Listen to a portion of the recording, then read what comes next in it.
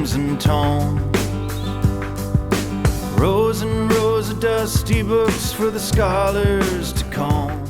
My parents were hippies, so they kind of got me into all the different types of music that was around during the 60s. I feel like I should have been born in the 60s. I relate the most to the 60s through the music. I feel like anything went back then. Like I feel like it was a lot more laid back. I think that there was a lot going on in terms of like music, cultural shifts. I think also a lot of naivete. I don't really think that this whole ideal of free love really works, and maybe that's why we're at where we are now with such a backlash of conservatism. My parents were boomers, or are boomers, and so, they lived through that era, through the late 60s, early 70s, and all of the turmoil and things that happened. And so, you grew up with an idea of what that period was like. Whether or not that's accurate, I can't say, it gets romanticized. But I go back further than that because I'm 91 years old now. And so if you're talking about social movements, you have to talk about my girlhood when I was an active socialist and my parents were active socialists. In the 60s, for black folks, it was kind of like rough, because I'm a 60 baby. And what happened was that, it was hard for me as far as getting my education. Because what happened was that, see, when I started off as a baby, we talking about a kid, 8 years old. What they was doing, they was busing us. And they would bus us from one neighborhood to another neighborhood. In the New York area? Yes, in Brooklyn. So when they would bus us to the white guy's neighborhood, what they was doing, they was beating us up, telling us, hey, you can't come in this area.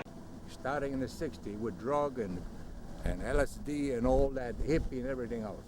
See, that was the beginning of the downfall of Christianity in this United States in the 60s. It all started when we were brought here as slaves from Africa. It all started when we were brought here as slaves from Africa. It all started when we were brought here as slaves from Africa. It all started when we were brought here as slaves from Africa. When we were brought here as slaves from Africa. It all started when we were brought here as slaves from when we were brought here as after Africa. It all started when we were brought here as slaves from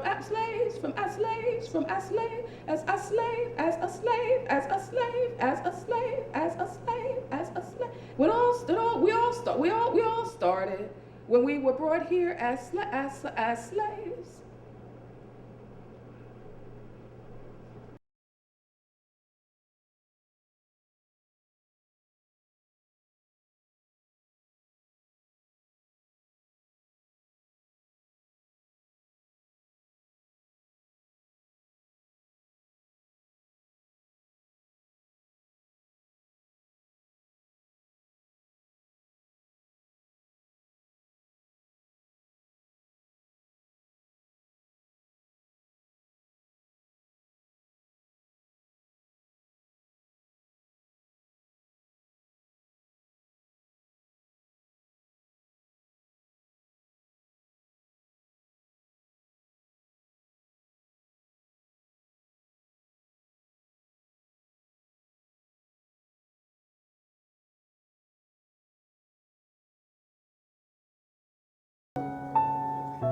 Jesse May Jones, Robert Martin, Albert Miser, Captain Michael Moran, Eddie Morse, Cornelius Murray, Michael Pugh, James Rutledge, Victor Lewis Smith, James Sanders, Eloise Spellman.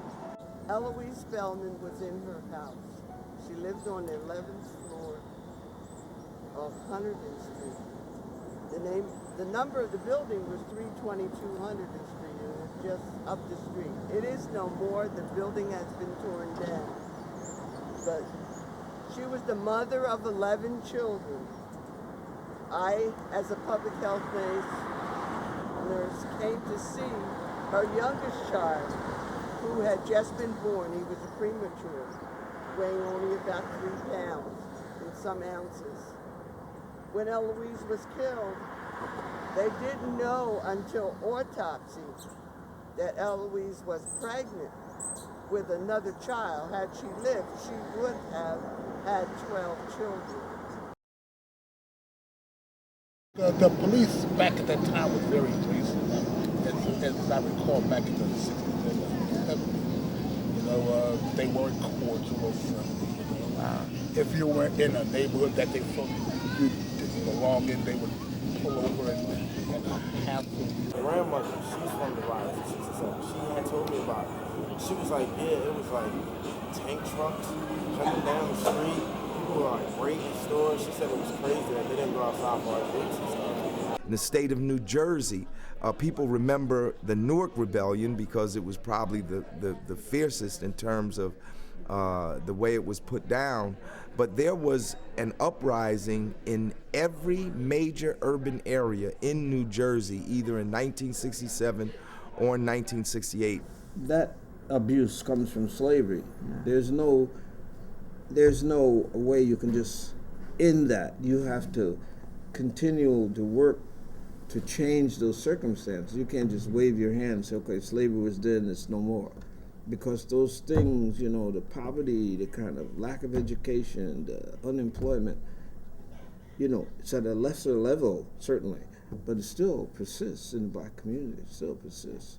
You know, when you go to the bottom of the social scale in Newark or Harlem, you still find people unemployed, you know, uneducated, you know,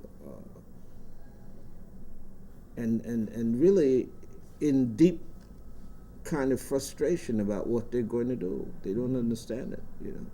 But what happens if you don't do the things you're supposed to do in terms of reforms, change, you get what you get in 67. And there's nothing to say, even with a black mayor, that won't come back again.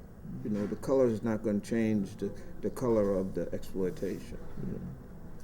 You know. In 1968, the world was on fire. Youth were marching all over the world, from Peking to Paris, from Montevideo to New York and Berkeley. So the year began with the Tet Offensive, which was the final straw that turned American public opinion wholly against the war, where suddenly it was realized that there was not light at the end of the tunnel, that the American military adventure was doomed to ultimate frustration and defeat. And so for the first time, probably a majority of the citizenry turned against the war.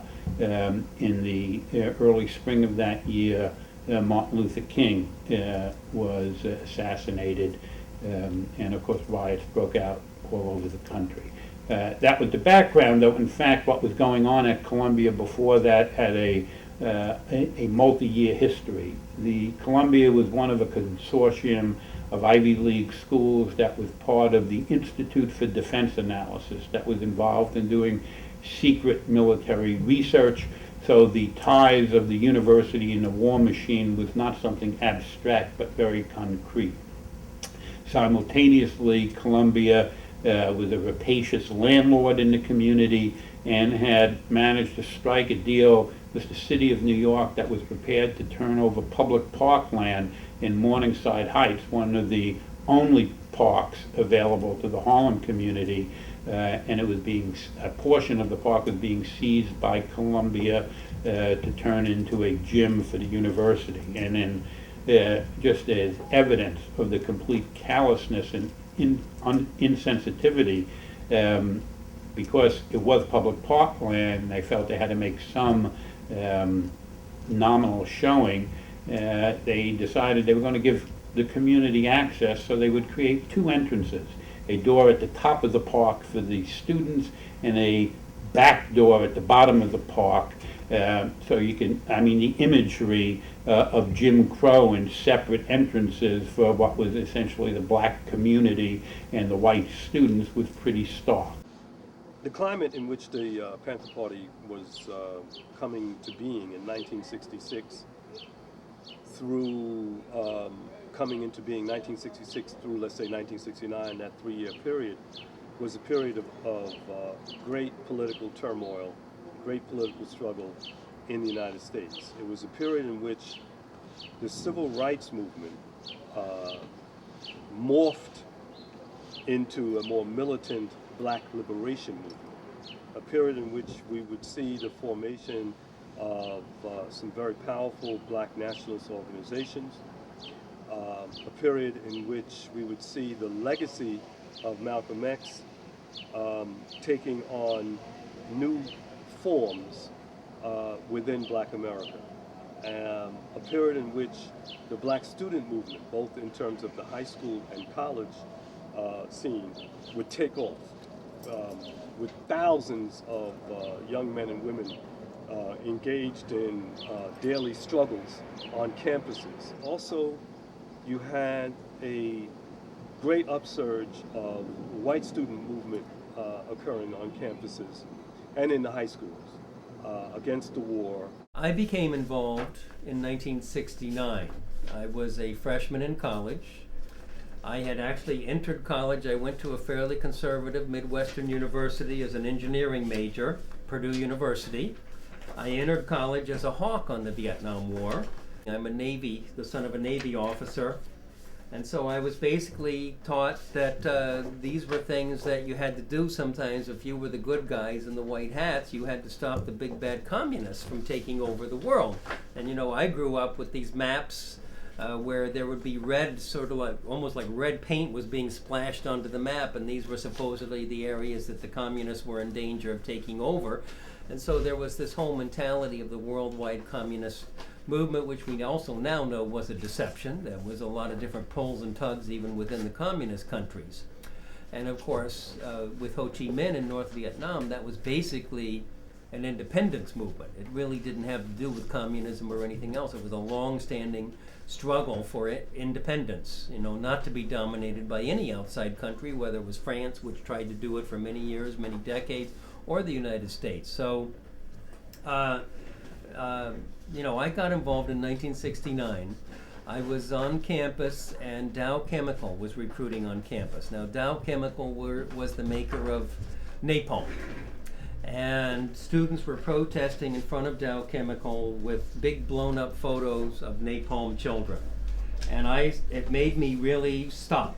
And I said, wait a minute, this doesn't look right. If this is what we are doing as the so-called good guys, there's something really wrong here.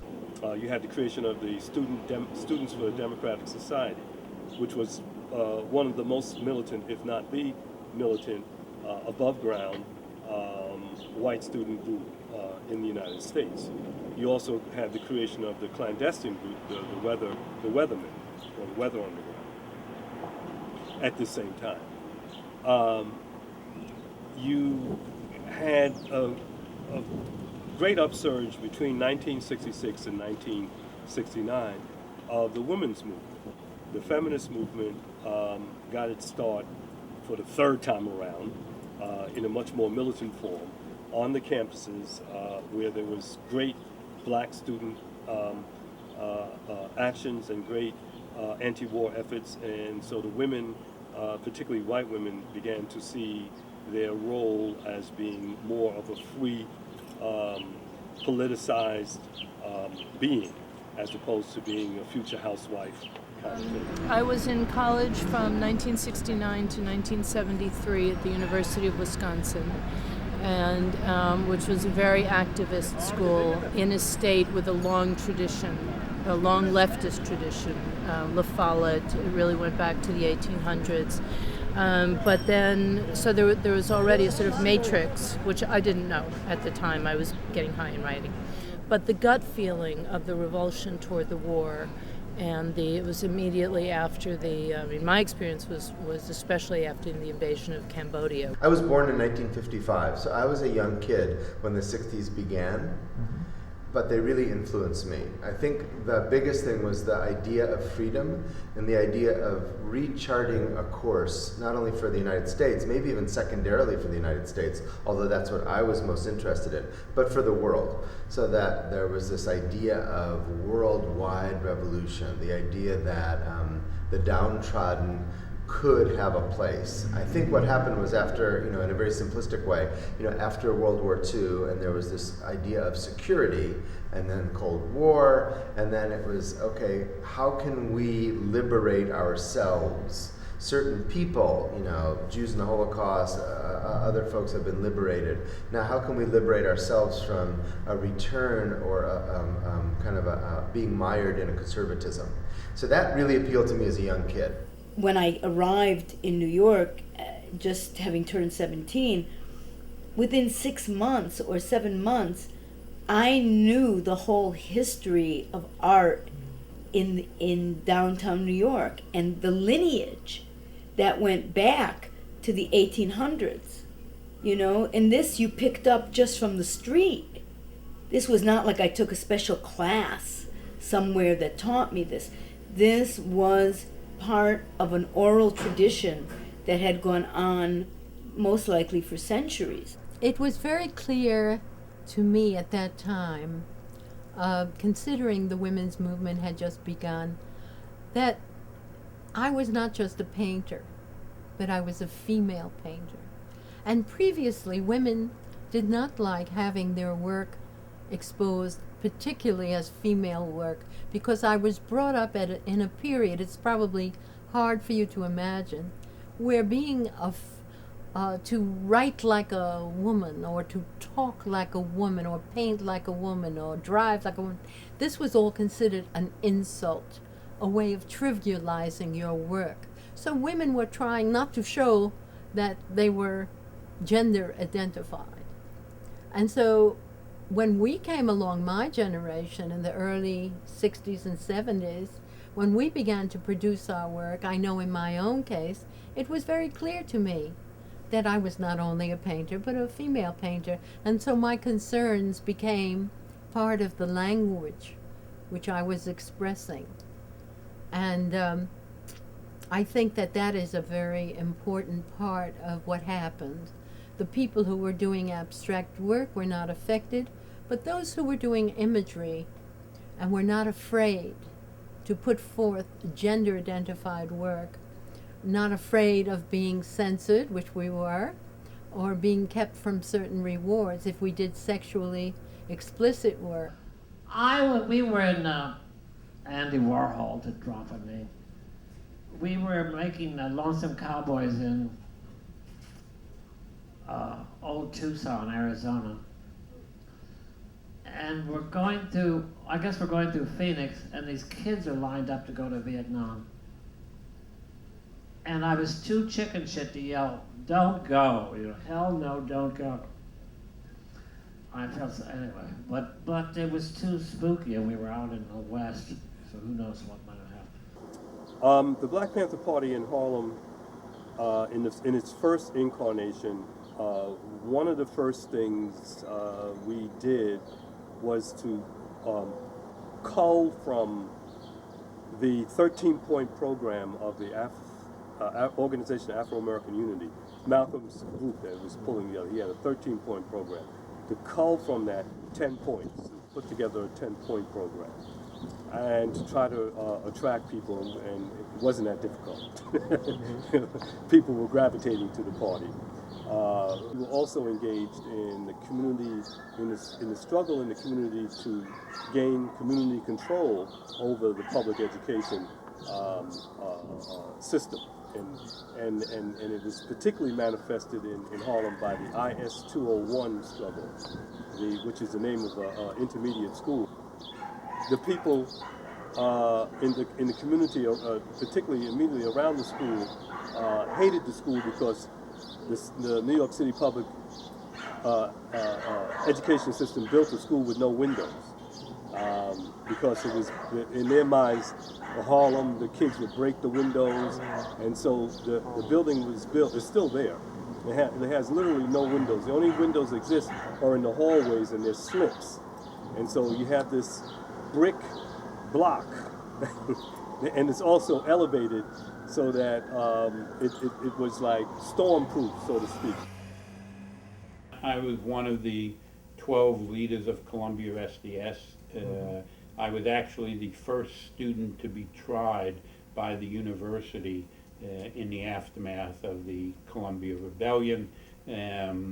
They picked me because not only was I a prominent leader, but I was the only one of the leadership that was in the law school. So I think they thought the law school would be a good place to hold a show trial to show that they could discipline students. From our standpoint, it was a show trial as well to show that they couldn't. And so I was, there were 2 hearings. The first one attended by about 600 students, the second one by about 1,200 students, the first one being disrupted when a friend of mine, even though it was completely unrehearsed and spontaneous, leaped up on the judge's bench and seized the gavel, which ended that meeting. And then the venue of the trial was shifted to what was then McMillan Auditorium, which was the largest auditorium. I was restricted to have only 10 observers, though we secreted someone in a bathroom who cut a lock at a key period, and 1,200 people marched in. And as a consequence, I think the university made the calculation that there would be riots if I was expelled, so instead I was put on permanent disciplinary probation. One result was I was held up for 2 years from admission to the bar as a consequence of my activities at Columbia. Women who were showing at that time, we began to share this problem of being censored and cut out of rewards, either for decent galleries, any galleries, or rewards of grants, or rewards of museum shows, surely not in those days any sexual work. And then also collection. If people didn't collect work they wouldn't want to put on their living room walls. So we were being cut in many ways. And so what happened was I had a show in Rockland Community College, a one-person show, 1972 I believe it was. And the first day there was an uproar about the works, and this work was called, the show was called The Sexual Politics of Feminist Art. And so this was very important for me to show these works, even though I had received a veiled threat by one of the teachers who, before the show, said, if you show any sexual works, you can forget completely about getting a teaching job here, but no one will ever tell you about that. No one will ever admit why. So it was a dilemma. I didn't have any teaching job at that time, and I was under an enormous amount of pressure to have some income. And yet I felt that if I censored myself for this show, wouldn't I have that problem once I returned to my studio of self-censoring, not wanting to put anything into major works that would keep me from rewards. So I had no choice but to go ahead and show everything that, and put it under the banner of the feminist movement. The party was attacked by the police everywhere. It existed everywhere. The way we imploded was not by a brutal confrontation with the police, but by the police and the FBI infiltrating and undermining us. The secretary was a cop, the treasurer was a cop. So money coming in was disappearing.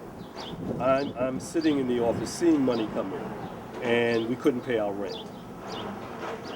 And I know we had enough money to pay the rent. We would get correspondence from the secretary that were conflicting, asking me to meet somebody at 4 o'clock and telling that other person to meet me at 2 o'clock, and we would be mad at loggerheads with each other.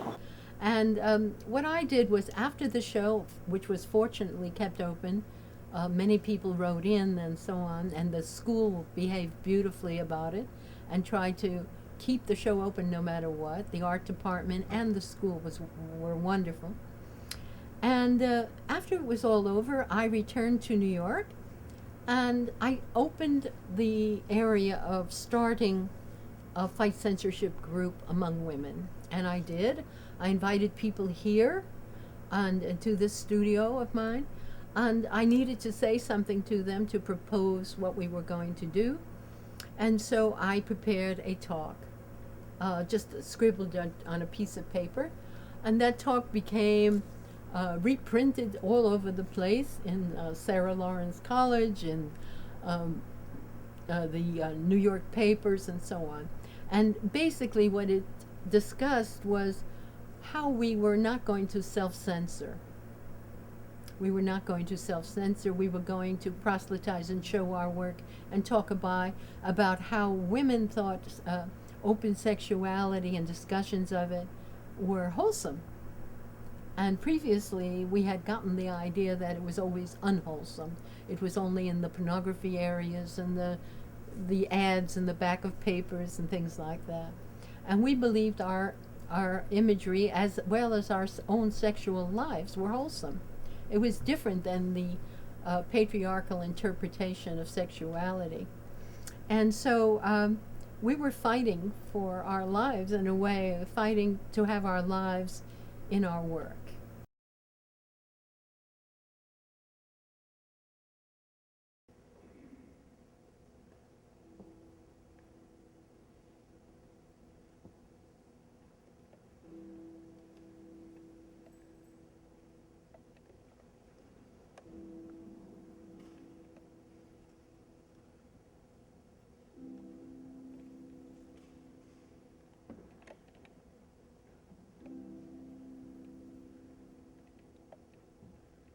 My connection to the Weather Underground and to this piece of dance theater that we call Underground is on one level through, I guess it's almost 5 years ago, seeing the documentary called The Weather Underground by Sam Green and Bill Siegel. Pretty soon after it came out, I saw it on public TV, and I was mesmerized. I couldn't leave my seat. Each time I watch the documentary, I cry. I get very emotional about it, and I think the emotions go in several directions, like a certain mourning for the loss of that kind of idealism, a certain maybe romanticized respect for those that gave up a lot to try to make a better world, and I think they actually succeeded on many, many, many levels. And then also just a little bit of loss or sadness for whatever part of me or those around me that do not accomplish on a day-to-day basis as much as we could to better everyone's station in life, everyone's moments in life. So that really got me going. I saw that and I said, I want to make something about that. And I felt that with the war in Iraq and in full bloom, that it wasn't just to tell the story of the Weather Underground, because on many levels we don't do that in the piece. I do a little bit in my monologue, which is brief, but it's more inspired by the Weather Underground and tying in the hopes that they had and other organizations of that day to the hopes of activists today to make change without killing people. I mean, you know, that's the bottom line. How can we better the world without taking lives?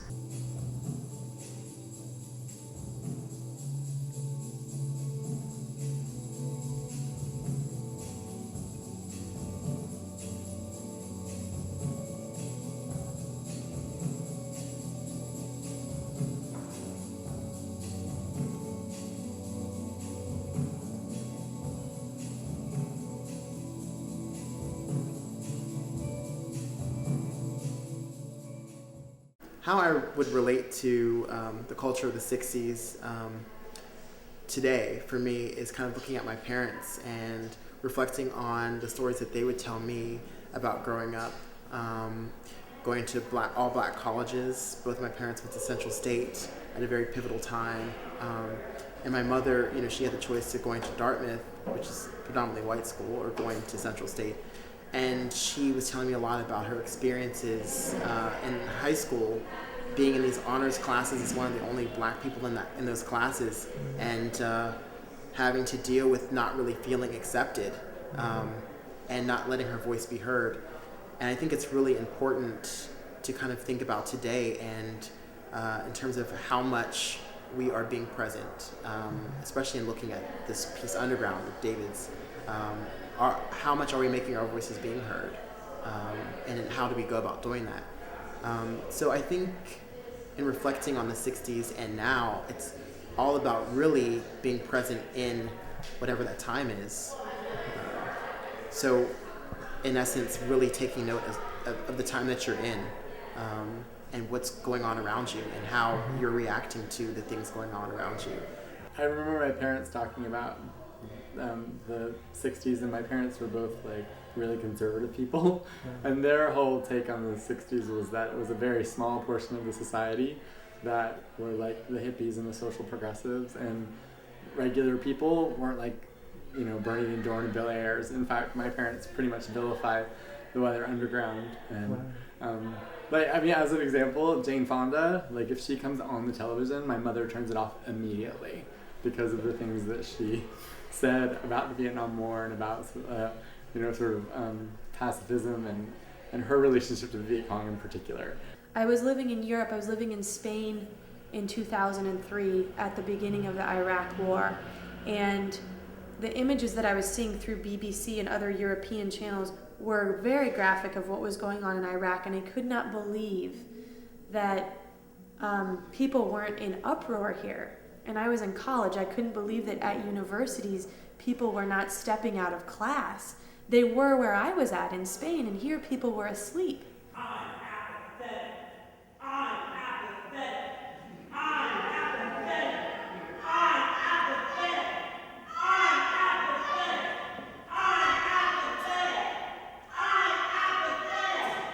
We were trying to, with humor, draw attention to the fact that people are taking a stand, not as much, and in a manner that is not as committed.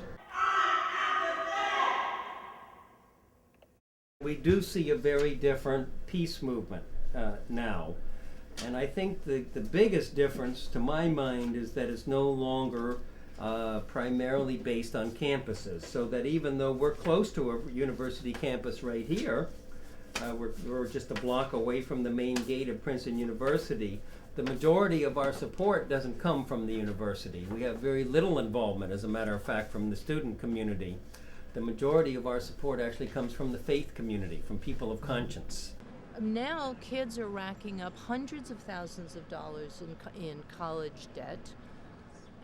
There are financial pressures. Well, in the fall of 2005, in the midst of war against Iraq and all the other things happening in this country, students at NYU, New York University, in downtown Manhattan, found themselves on strike for about 5 months.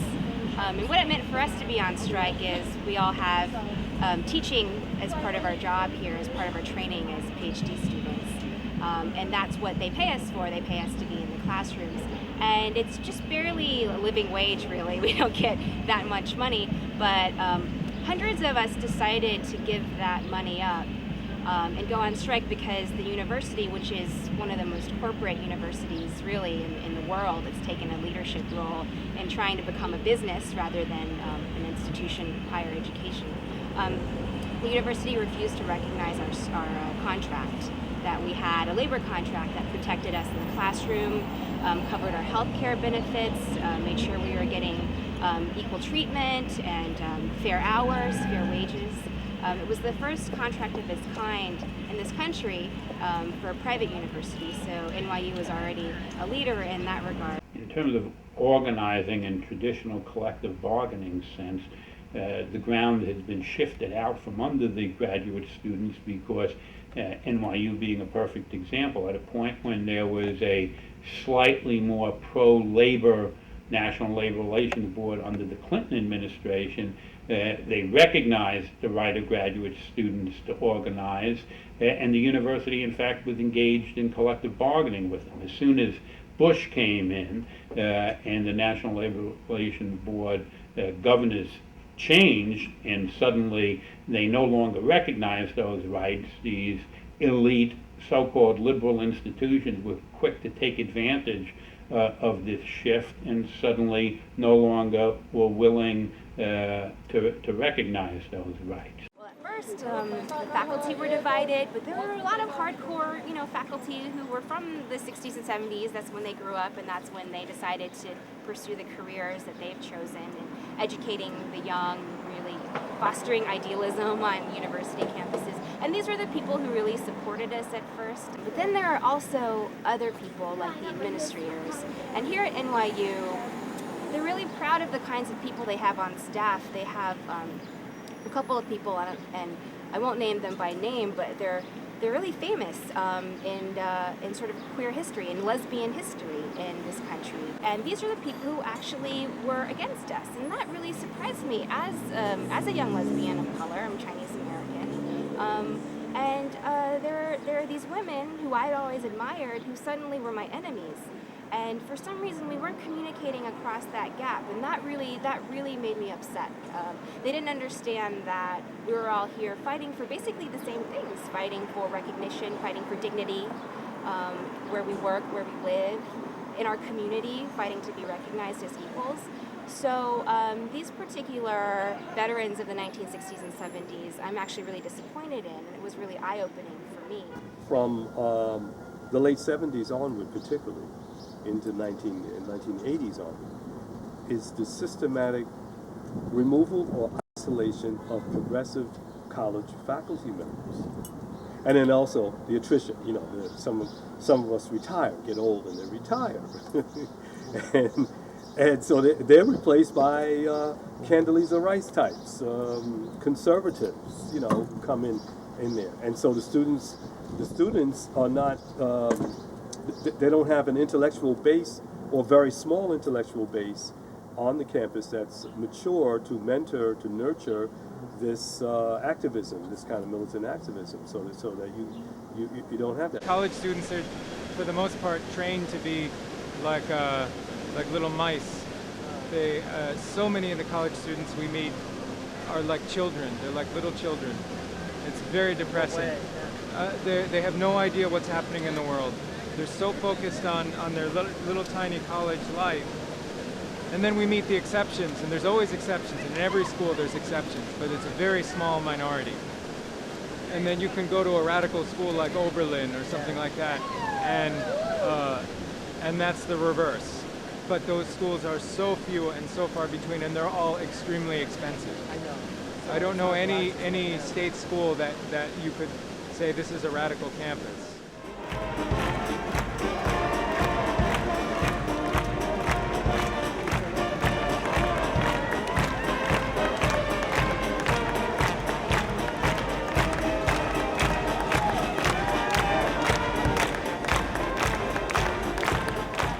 You had also the downfall of critical thinking developing in public schools. Even if it's Eurocentric, at least there was some critical thinking going on.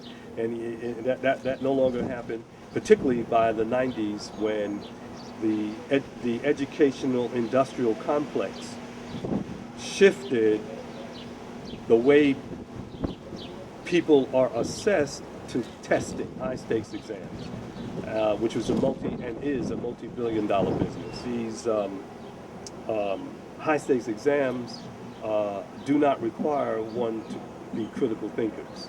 They just regurgitate what is given by the teacher. So you had all of these factors playing into the dumbing down of the country. I feel that is part of a trend of disempowerment.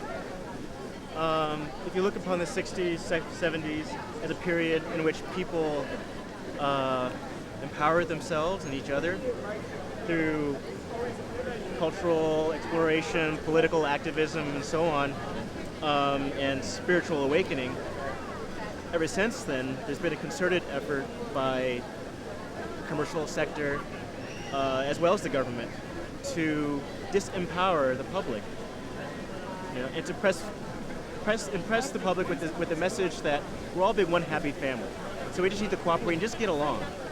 Government's your friends, private sector's your friends, and just get along. But the commercial culture does not include history, real history, you know, so that people understand what happened before them, how they got to where they are, and conscious of what they have to do to keep making progress. I do think that there is a tendency to amnesia, and it is indeed fed by the media. That whole period has been eliminated. I mean, I don't think that the media really wants to dig deep into that period, because there was, you know, national rebellion going on. You know, there were rebellions in hundreds of cities. You know, you had Malcolm X, Dr. King, the Black Panthers, you know. And remember this, King and Malcolm were both murdered. So it's not a period they can just sweep through with, you know, lightly. You know, it means a lot of things, and they have to take those things into consideration. Sometime in the fall of 1975, a group of very powerful media figures and corporate figures sat down with a few senators or senator aides to senators and assessed the role of the media in the Vietnam War and assessed the role of the media over the social movements, the response to the anti-war responses, and the excuse me, quote-unquote civil rights movement. Assessed that, and they came to the conclusion that they were helping in their coverage raw of the war, in their coverage raw of the demonstrations. They were helping to fan the flames of resistance, of struggle. And they said that we will never do that again, that we will find a way in terms of the news of, if we have to, show something, but not, you don't hear, right? And editing and so forth in doing it. And so from the late 70s onward, we began to see what we would call the devolution of the bourgeois media. Because at the same time, you have the bourgeois media becoming more and more monopolized into the hands of few, and as well as it morphing into news as entertainment, news as diversion, not as, you know, analysis. You didn't have a Walter Cronkite or Edward R. Murrow any longer. But Dr. King wasn't even dead yet when he was lamenting the fact that many of the things that he had fought for, that those gains were already being rolled back even before he was assassinated. Everybody in the neighborhood were like close-knit, you know, everybody looked out for everybody's children, you know. As a kid, and we got offensive, killing somebody was the furthest thing from our mind. I couldn't see myself at the age of 14 or 15 actually pulling out a gun and shooting somebody. I couldn't see it. At that age, we didn't even know where to get guns. Well, you know, look at what's going on right now with the war in Iraq. Nobody's protesting, I mean, to speak of. There's no people in the streets. Time has made a change in the old home place. Many of my friends have gone away. Some in this lifetime I'll never more see, 'cause time has made a change in me. In the song that I performed at St. Mark's Place, I was really talking about the bereft feeling that everyone in the East Village and downtown New York, and actually all of New York now, feels, because we had a consistent history and we had a shared reality of what New York was and our relationship in New York.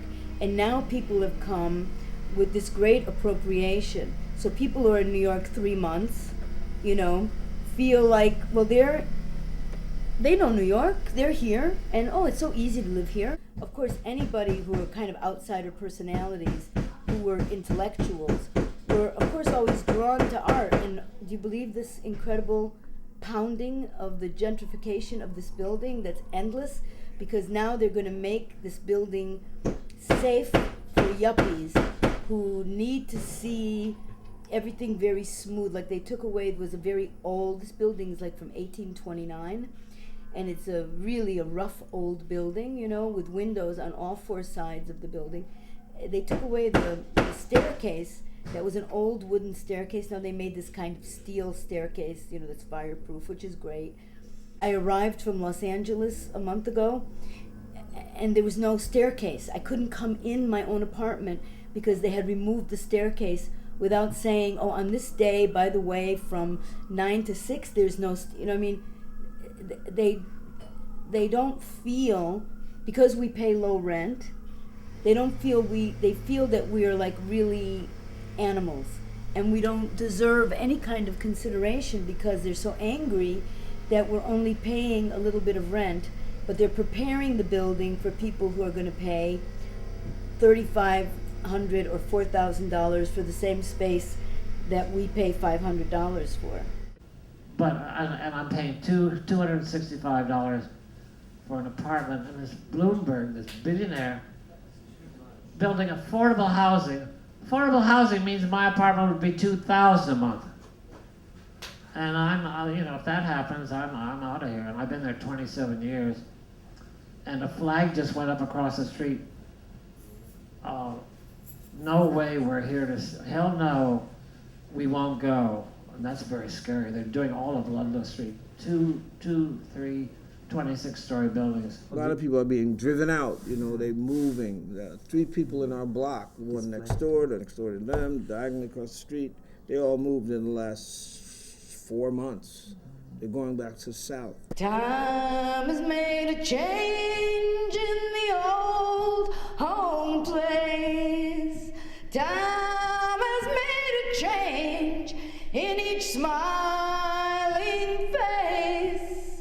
All my friends can plainly see that time has made a change in me.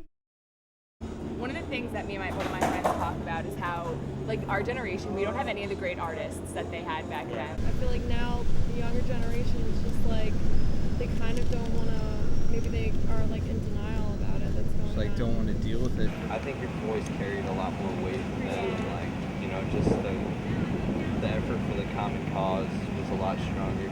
When I was at that age in the 60s, I felt like anything was possible and we were in control. You know, and it was the old farts that were on the way out, and they were scared and they were running. A lot of people my age, and I think this is kind of a generational thing, you know, a lot of people my age, we didn't grow up in the 60s, and we didn't grow up we didn't witness all that turmoil. And we definitely grew up in a climate that our parents helped create where, you know, you didn't see race necessarily, and where, you know, it's okay to be gay, and it's okay, you know, if you're a woman to work wherever you want, you know? But a lot of those, like the 60s, it kind of hangs like over us, you know? And a lot of people who lived through it never, I guess, got the message, you know? I'm not sure that history has answered the question of how much the generations following us, to some extent they feel, I think, burdened by the legacy of the 60s, that they were born at a less promising time. On the other hand, many of us in the early mid-60s look back with some nostalgia on the generation of the 30s who had been involved in the original union organizing drives, who basically admired the fact and were somewhat jealous of the fact that in the 30s, intellectuals and political activists were involved in proletarian organizing, and there was a large segment of the working class that was attracted to radical ideas, where in our generation there were fights between hard hat construction workers and anti-war protesters. So you know, I think there's always a generational conflict and or nostalgia, that people tend to forget that every generation, to some extent, could argue it's the best of times and the worst of times. But I think the fact that there is so much widespread antipathy toward Iraq in a circumstance where people are not personally threatened by it, demonstrates not only a social responsibility on the part of this generation, but also demonstrates the success of the consciousness of the 60s being imparted to the younger generation. Well, I think that the 1960s and 70s provided us a model for what political success is supposed to look like, and I think that political success looks different today, and the people who are involved are different people. And while we're still inspired by the same methods, protests in the street, using the media, using art, and using culture to get political messages across, I think that we don't know what success is going to look like, and I think people have to be ready for a lot of new players, a lot of new actors and agents. They need to make room to hear voices they've never heard before, voices that they think can't speak, like people like graduate students at a university who don't really have anything to complain about, right? They need to listen to these new voices that they wouldn't recognize as first as being political voices. Undocumented workers, they think, oh, they're too busy or they're too scared to speak out for themselves. That's not true. These populations are speaking out, and we're joining together to get more strength. People continue to be active, even though the media may not focus on it. I have not seen an actual cessation of activism on people's parts. In certain periods, you have highs, you have a wave of activism, sometimes even a tidal wave, and then certain periods you have ebbs where it's not as much as before, but you never see a cessation because people are struggling to improve conditions in their lives.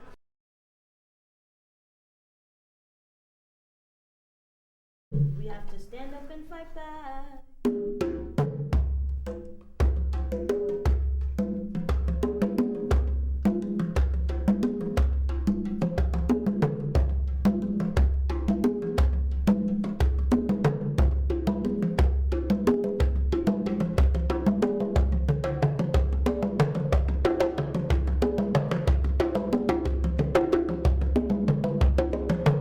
We are the youth. The young people in today's society. We are all still growing and learning. We are all still growing and learning. And it is important to recognize people, situations, laws, and circumstances that are unhealthy and that we wish to be free from. Yeah? We have to acknowledge and make things better. We have to work together to make things better. We must learn how to relate and recognize similar struggles amongst our different communities. We are more similar, period.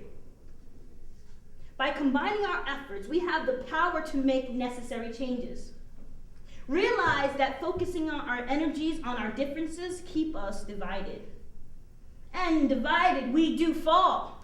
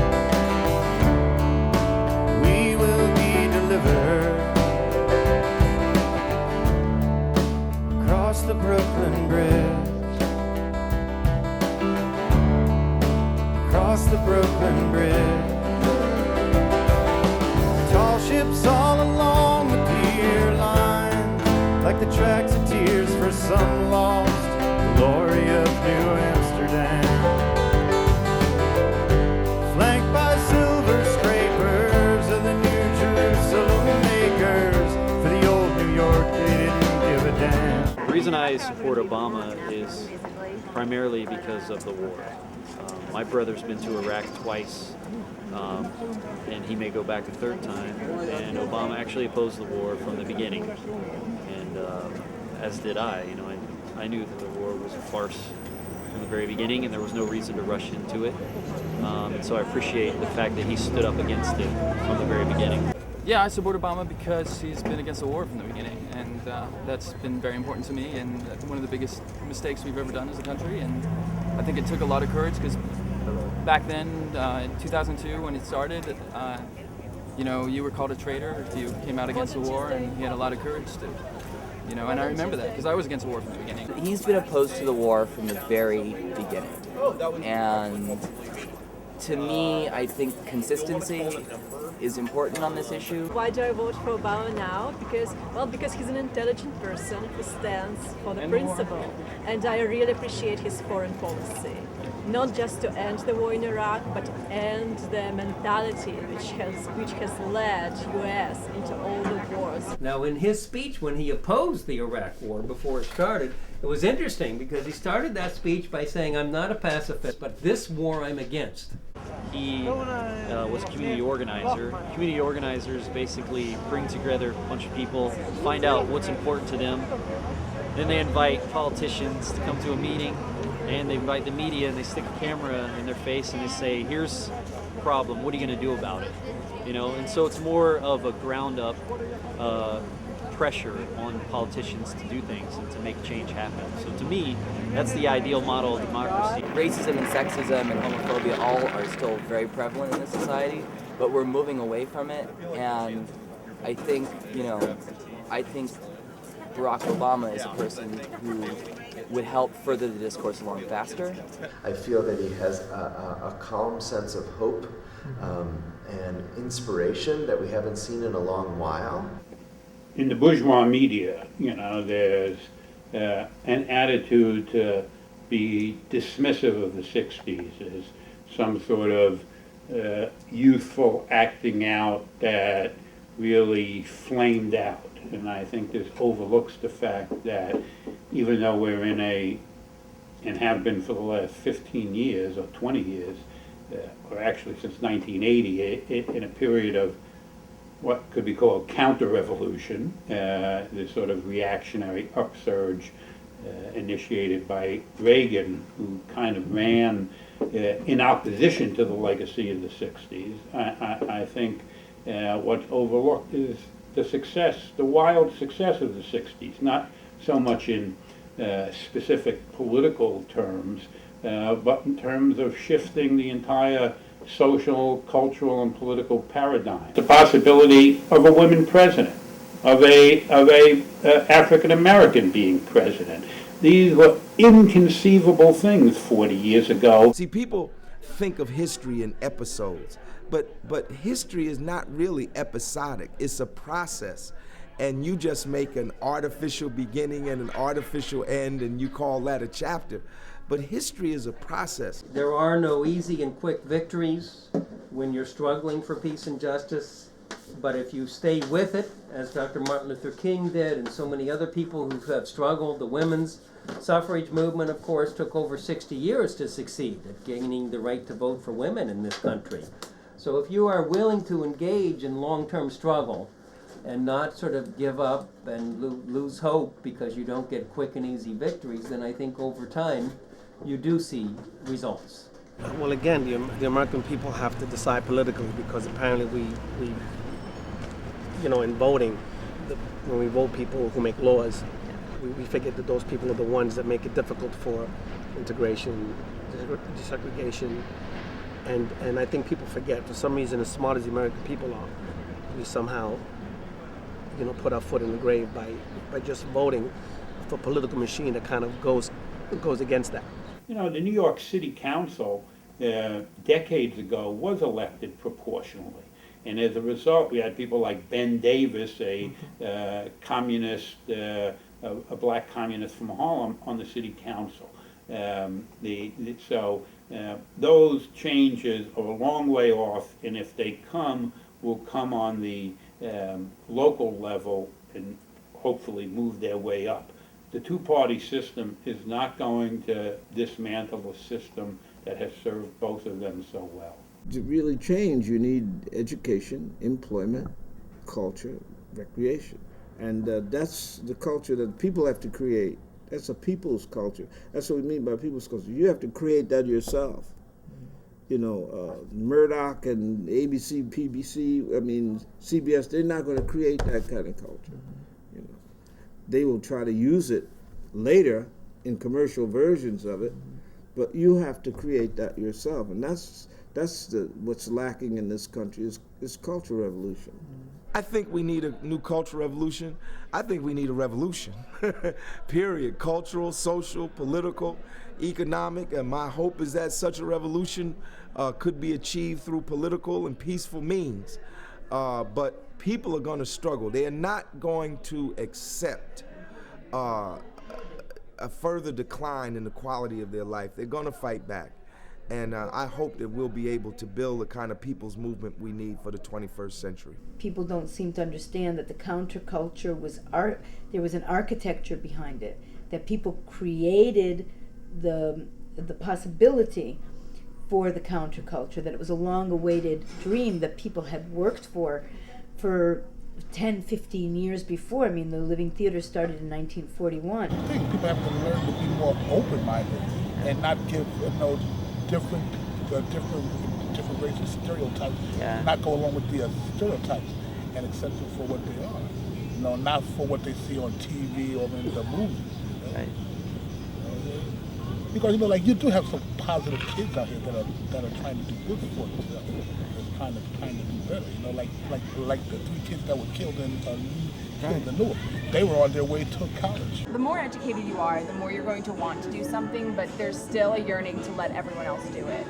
It's a laziness that's inherent in our generation. It's an entitlement that we think everyone should have to do it for them. Our generation has to just come together and just unite ourselves that we can make a difference, because a lot of people are just oh, well, I don't leave it to them, whoever they are. Leave it to my parents and stuff like that. I've gotten to the stage now where all I can think is that the human species is one of the lowest intellectually, that they solve their problems by killing each other, by hating each other, by virtue of religion, ethnicity, or anything else, and the solution that human beings use is to kill each other. So I have lost all hope for human beings. I don't think they're going to get any better or that we're going to get any further. I'm just glad I'm still alive to sit in Central Park and have 2 charming young men come by and want to know what I think about something. You still see people are still struggling, but it's not just blacks, whites, Spanish, everybody's struggling. But the main thing is that now we got a little more unity.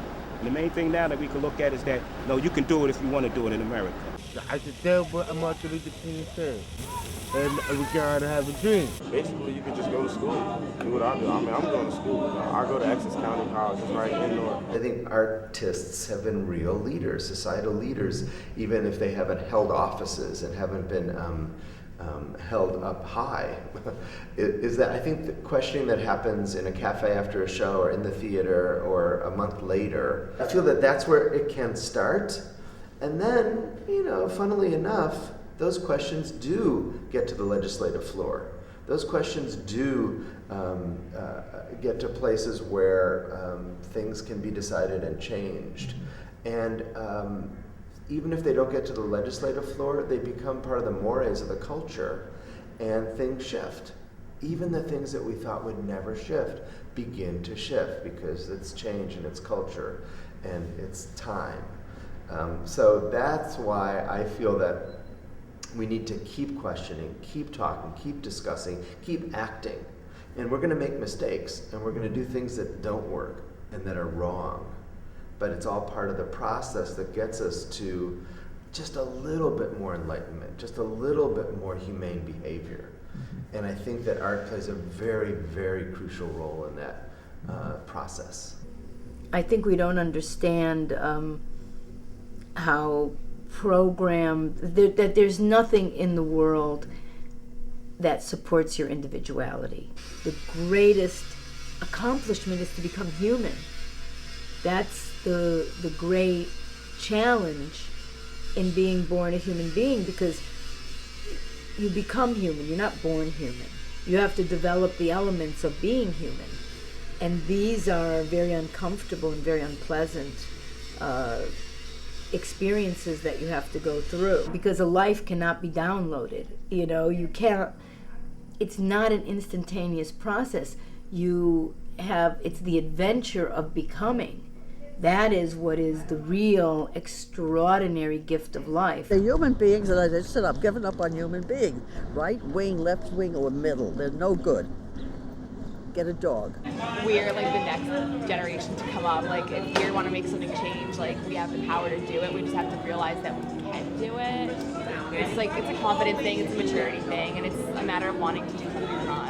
It really is a matter of wanting to do it, and actually, you can say, oh, I really ought to do this, but it's just the action. Actions speak louder than words. I'm more proud of going on strike while I was a graduate student here than I am of anything else I did during my graduate career, and that's going to make me a different kind of educator. It's going to make me a different kind of participant in my society. And I think that everyone needs to get involved in activism. Maybe in the 60s and 70s it was just a select few, and it was just people who were young and idealistic, but I think everyone needs to get involved these days for real cultural transformation on a large scale. And I think they will. I think they are. And the places we are now, places we've been, are one and the same now. We end where we begin, and you, my companion, my long lost friend, again I am with you. We begin where we end.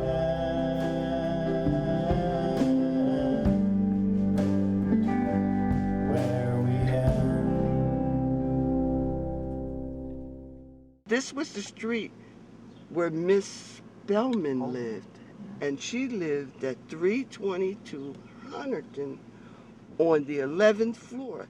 This whole area was huge apartments, and see, they tore it down. It was called Hayes Homes, and it was one of the earlier places that was built around the time of the Second World War. And it was built for all of the people coming in because of the war. You know, a lot of people came from the South and flocked up here. This is Mars. So what we have to do is we have to go up here, and we're going to try to see if there is 322 on the other side. I don't know. So we'll go back over this way. And these were all tile projects that went up to the 11th floor. 11th, 329, see? They have changed the numbers. Because, yeah, because their 322 was here. Unless it's down farther, we'll keep going. Because these are, no, this keeps getting larger. 322 was right back there. I guess 322 is an infamous number. You know? It's not anymore. It should be on this side. Yeah, on the other side. It is no more.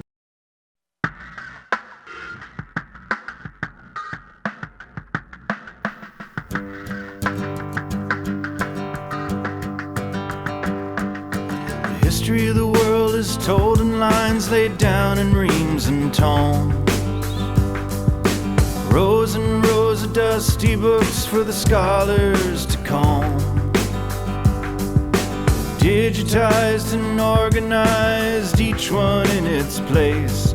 The events according to the conqueror, and the rest has been erased. We are memory against forgetting. Still we hold the line. A true and secret history in the ocean of time. Young hearts on fire with the old age and burning in the new.